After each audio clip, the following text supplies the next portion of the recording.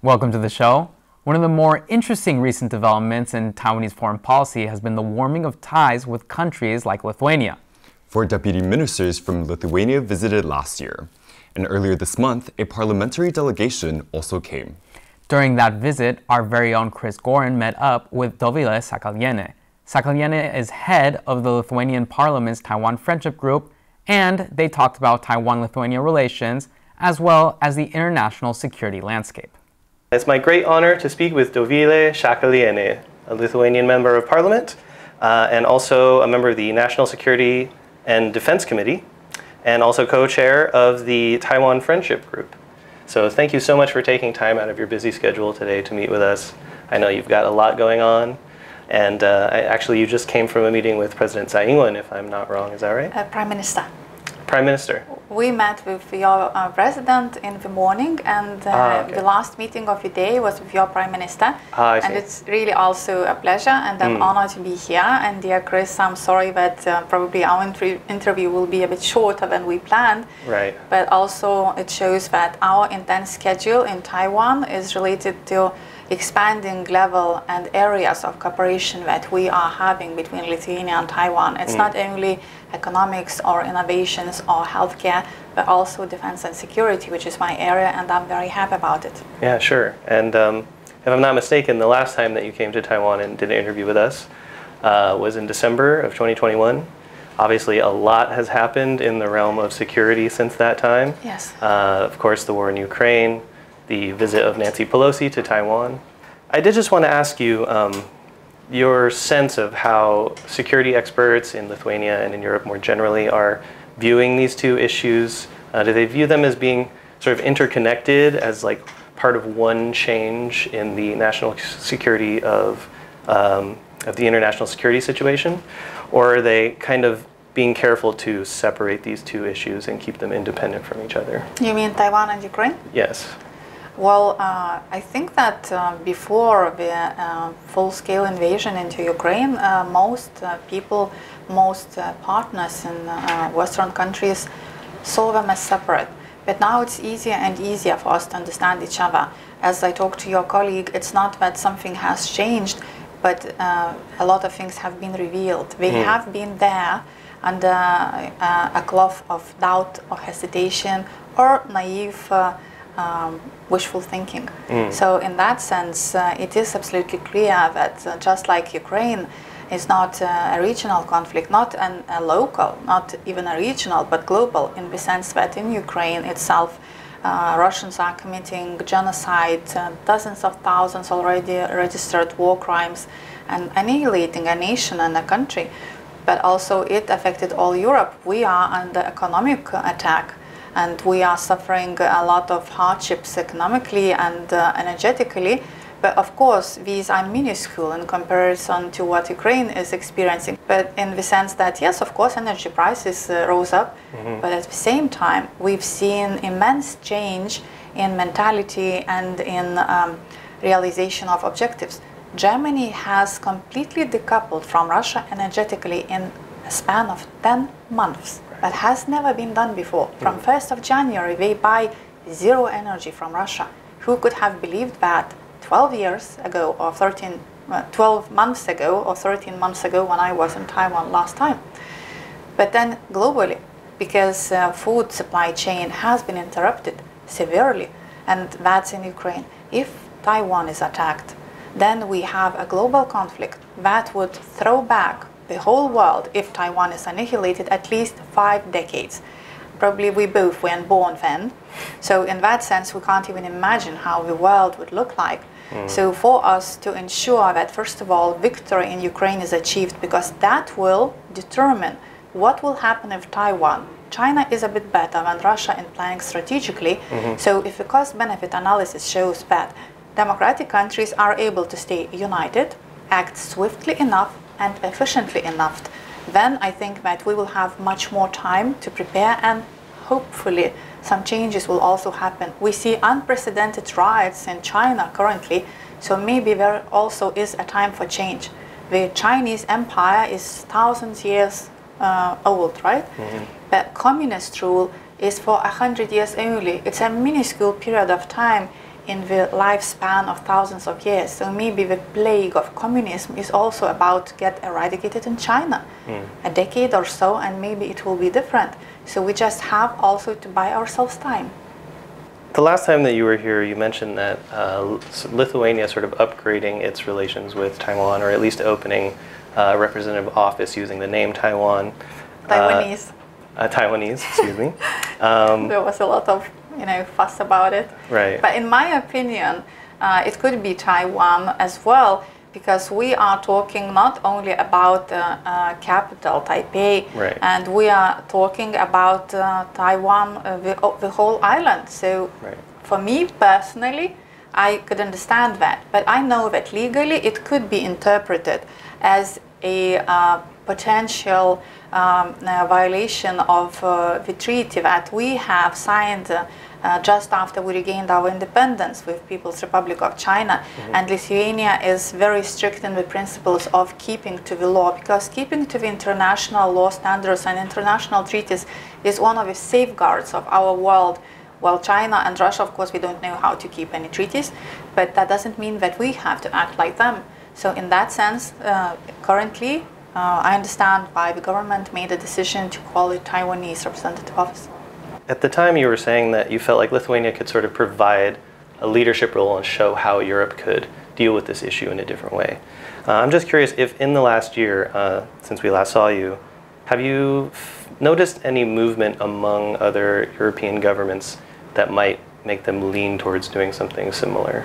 I think Czech Speaker of the Parliament is coming this year to Taiwan, isn't it? Yes, yes. But I guess I'm just wondering if you feel any sort of larger shift happening. Yes. Okay.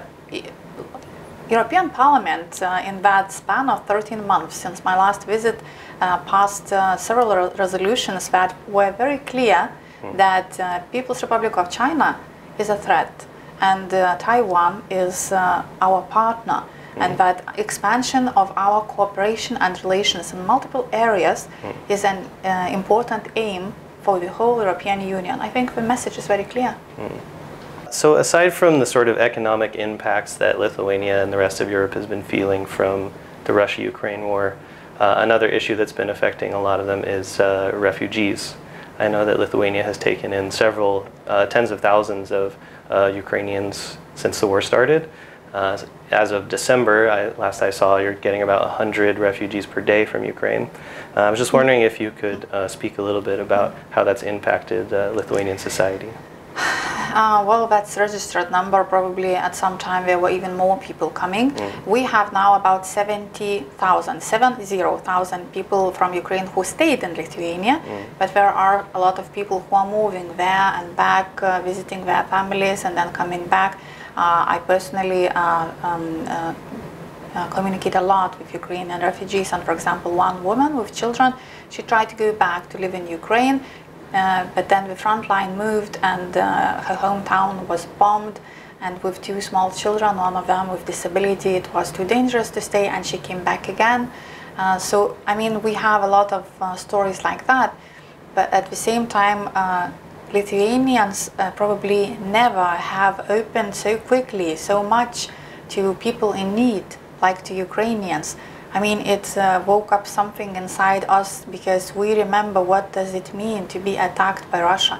And also, I know that for some it seems like minor detail, but for us, when it's being said Russia-Ukraine war, we feel that it doesn't reveal the real situation, Russian invasion into Ukraine, because war between two countries is kind of mutual. Right. But here is pure invasion into another innocent country.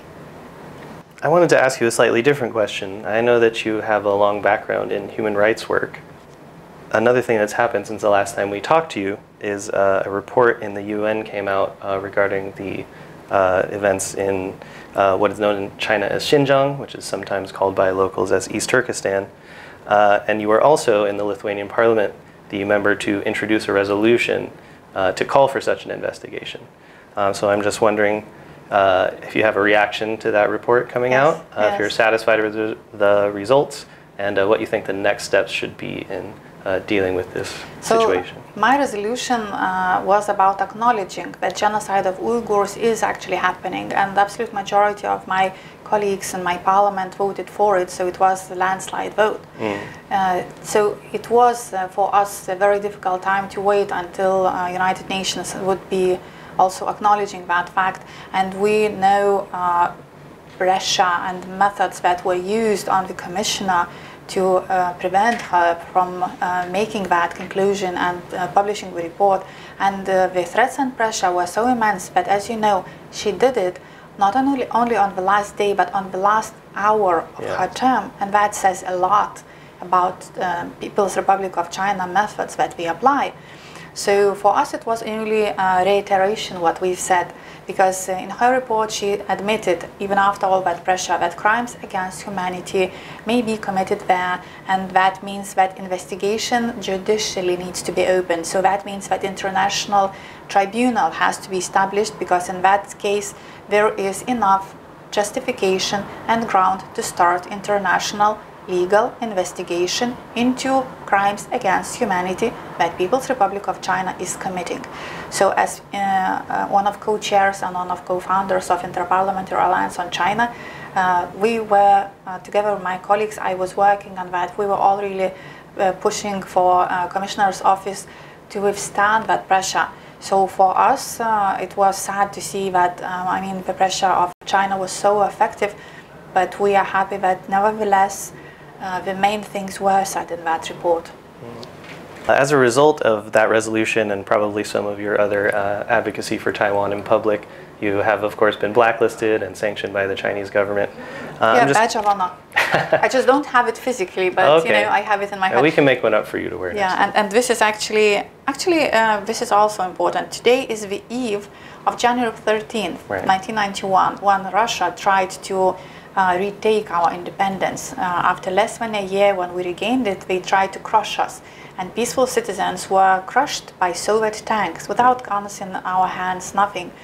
So that also reminds us how fragile our independence is, and how important it is for us to be a team and support each other. If not support of the West, which was quite, I mean, immense, nobody knows what would have happened.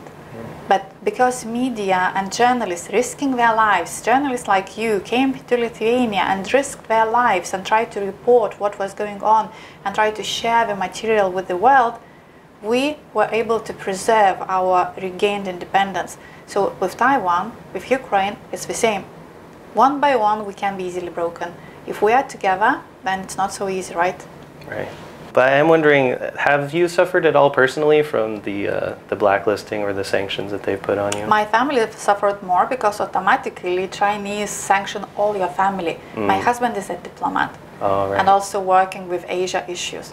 So that means that he, as a diplomat, is prevented from ever going to China or Hong Kong or Macau, and that actually is interfering with possible career possibilities or whatever. Sure. My son, who is a young student, has also been sanctioned just because he is my son. Right. And that also shows methods of China, but that also shows that they are happy to close part of the world for a young boy just because his mother spoke up against genocide. So, I mean, what is there to say? Well, I'm very sorry to hear that. Your husband, was he stationed in Asia before? No, but he is working within the ministry. He's now in Lithuania. Okay. He was working with the region, and well. What have you learned anything that has really influenced you on this trip to Taiwan, and what do you hope to take away at the end of this trip? I'm very happy that we have discussed very specific points related to mutual cooperation in the spheres of security and defense. We have a lot to learn from each other, a lot to share, and I think that we can build on knowledge of each other. And I believe that it can make not only us, Lithuania and Taiwan, stronger, but also help in educating the rest of the democratic world on how teamwork could be developed, expanded, and how we could prevent the coming decade from being a decade of war. Chip wars is something that this world wouldn't survive really. So we have really to work together to avoid it. And the positive moment, I mean really heartwarming and inspiring and hopeful moment, is that in all our meetings, all your highest officials of Taiwan were really on one page with us. We really see similarly the threats, the possibilities, and our future goals, our future line of work. And that says a lot. That says that we are a team already.